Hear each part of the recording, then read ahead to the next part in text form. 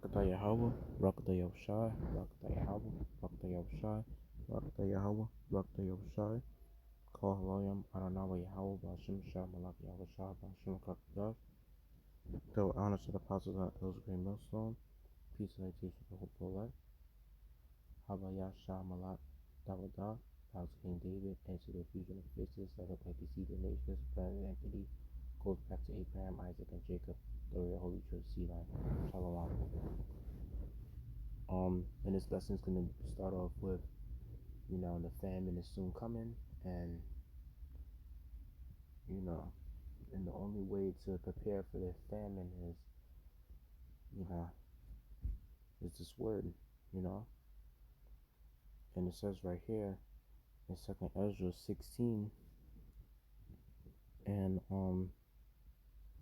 22, it says, "For many of them that dwell upon earth shall perish of famine, and the other that escape the hunger shall the sword destroy. Then there shall be cast out as dung, and there shall be no man to comfort them. For the earth shall be wasted, and the city shall be cast down." So yeah, and what you call it? And that's a real horrible way to die, just from a famine. It's no joke, man. That's one of the worst ways to die. It just says it right here. Scripture says it itself. So I'm not even speaking out of my opinion. I'm just saying. This is what the scripture said in Lamentations 4:9. They that be slain with the sword are better than they that be slain with hunger. For these pine away, stricken through for the want of the fruits of the field. The hands of the pitiful woman have sodden their children. They were their meat in destruction of the daughter of my people. Yep. And that word sodden means to boil. So that's what they did. They boiled their own children. Yep. And I'm going to show you the definition. Sodden means boiled. Right here.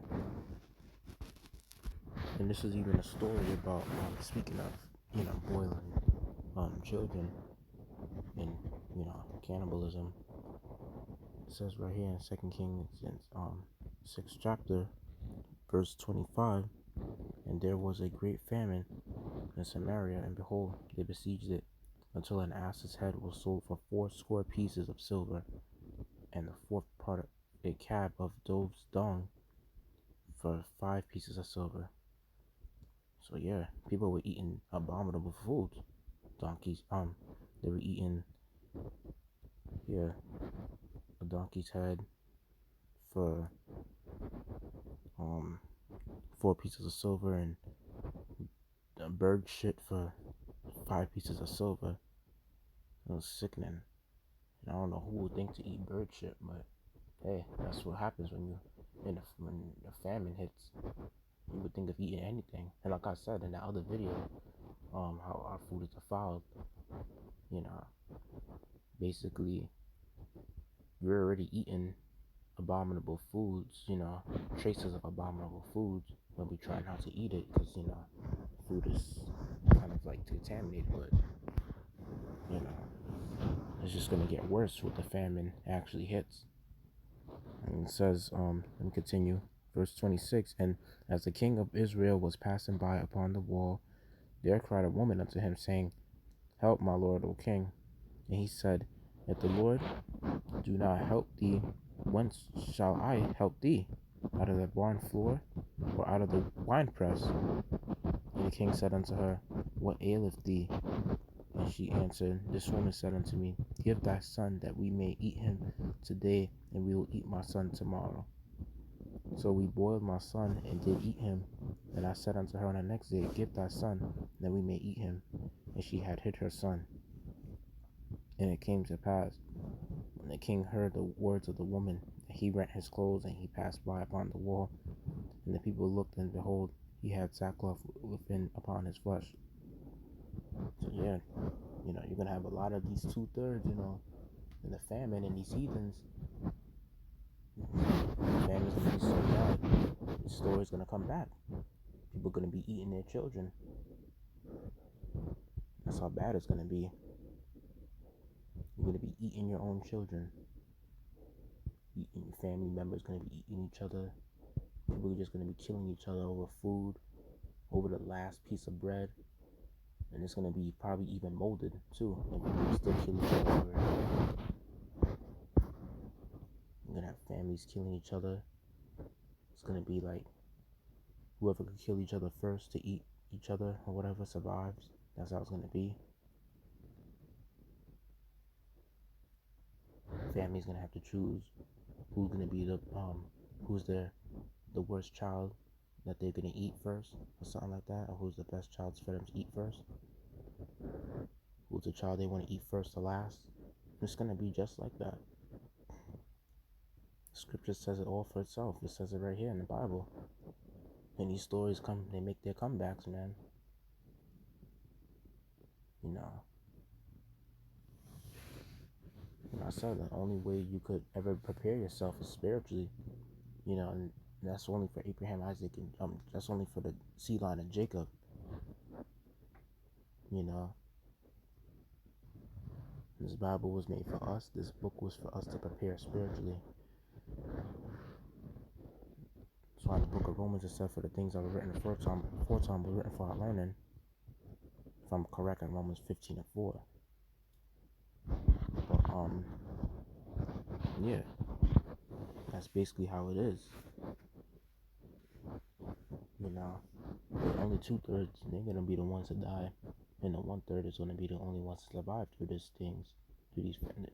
And the whole world is said in the script in Second Ezra is said that they will die from the famine. Most people will die from a famine. That's a horrible way to die.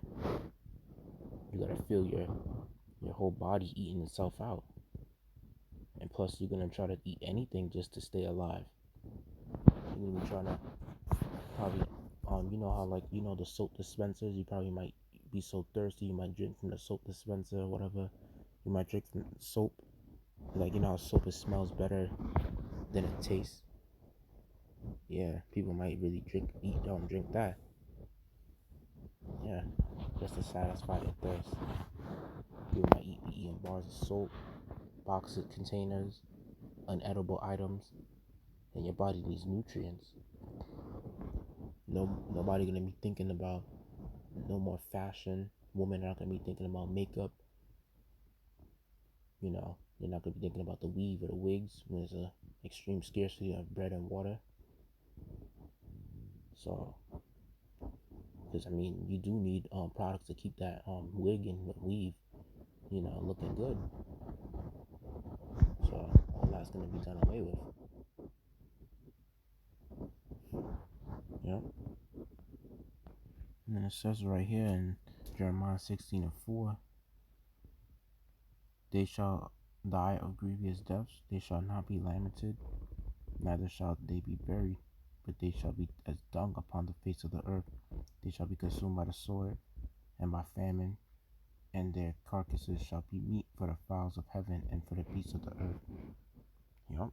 So you're gonna have a lot of, birds and animals basically just feeding off of the dead human bodies that's gonna be piling up very soon.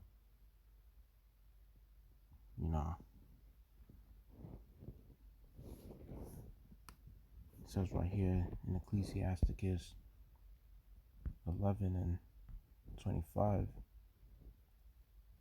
in the day of prosperity there's a forgetfulness of affliction. Yep. And in the day of affliction there is no more remembrance of prosperity. Yeah. And it says, for it is an easy thing unto the Lord in the day of death to reward a man according to his ways. The affliction of an hour maketh a man forget pleasure, and in his deeds shall be discovered. Yep. So yeah, nobody's gonna be really thinking about their master's degree, bachelor's degree, that fucking PhD, all that bullshit education when the famine really hits. Because everybody's gonna try to seek answers from the men of the Lord. Everybody's gonna want the answers, but it's gonna be too late by then. So everybody's gonna wish that they did right in the Lord's eyes. Everybody's gonna wish they heard the word, but it's gonna be too late then. You know, when you see a real famine hit, you know, that's it. So the only people that's gonna be saved from this is the elect. And I'm just saying, even if you potentially, like, even if you possibly escape the famine, you know, you're not escaping all the other swords.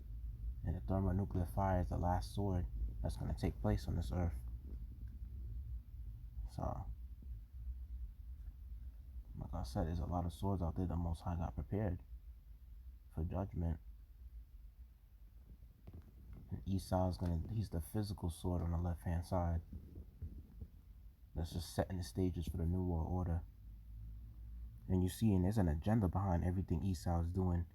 Esau got food trucks, always giving our people food. You see, at least during the Great Depression, there was a time during the Great Depression where Herbert Hoover caused, like, they claim that he caused it, but I know the elites made, you know, they just obviously put the blame on the presidents to, like, you know, to do certain things, but they're the ones that pushed it, the elites, they were the ones that kind of like, they were the ones that did it. They just need the government to be blamed for, you know, and mainly the president as well and the mayor. But you know, the point I wanted to make is that when the Great Depression happened, you know, there was like a hyper, like an inflation on a lot of things. But at least during that time, people could grow their food because, like, at least people had a lot of land at the time. You know, you could still have a chance of growing your food. But nowadays, it's like, I feel like Trump is going to cause a Great Depression because, as you see, how he's fucking up the economy with tariffs. You know, he has a potential chance of causing that Great Depression. And it's going to happen again. And this time, like I said, when they stop having food trucks come into the grocery stores and the supermarkets, you know, people are going to be going crazy. And you're going to see a lot of crime happening.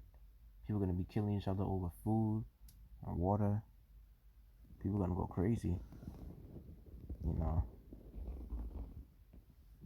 You just said that in, what you call it, in 2nd Ezra's.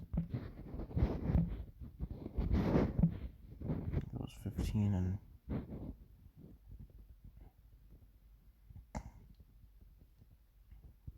It said, 15 and 19, a man shall have no pity upon his neighbor, but shall destroy their houses with the sword and spoil their goods because of the lack of bread and for great tribulation. So yeah, you see, people are going to be killing each other over food and water. That's the stability of your mind. So you're going to feel like a zombie already, just killing people over food. That's why the famine is like the worst way to die.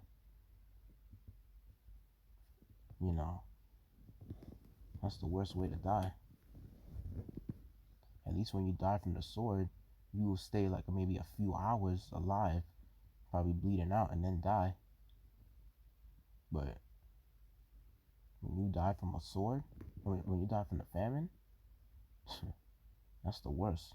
You gotta wait for weeks, days, days to weeks, maybe a month or so, and then you're just gonna have to feel your body just rotting out. Yeah, and you feel weak when you don't have food. So that's the worst way to die.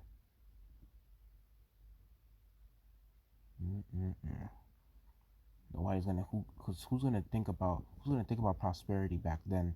You know, that's why the Most High, like, you know, he's allowing the wicked to prosper now. He's allowing the wicked to have the best of this, you know, of this life, which ain't shit anyway.